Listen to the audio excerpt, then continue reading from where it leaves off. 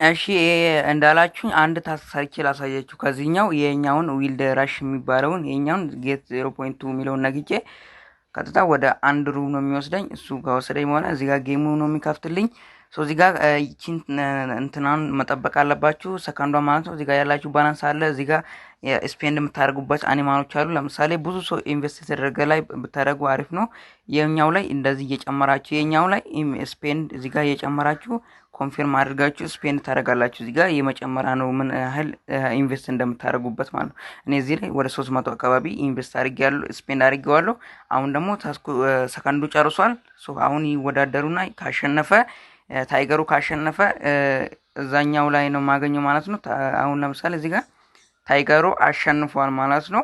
ስለዚህ እኛ 300 ኢንቨስት አድርገናል 600 አግኝተናል ማለት ነው። 300 ኢንቨስት አድርገን እሱ ስላሸነፈ 600 አግኝቻለሁ።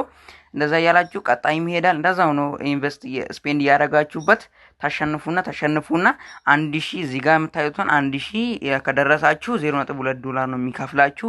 100,000 ካሸነፋችሁ ደግሞ $0.5 ነው የሚከፍላችሁ። እነዛው $30 አካባቢ የሚያወጣ ታስክም አለበት። እሱን ካሸነፋችሁ ደግሞ ወደ ባላንሳችሁ ትሄድና እዚህ ጋር ሩፒው እዚህ ጋር ነው የሚጨመርላችሁ፣ ዶላሩ ደግሞ እዚህ ጋር ነው የሚጨመርላችሁ ማለት ነው። ከዛ ቀጥታ ዊዝድሮ ታደርጉታላችሁ።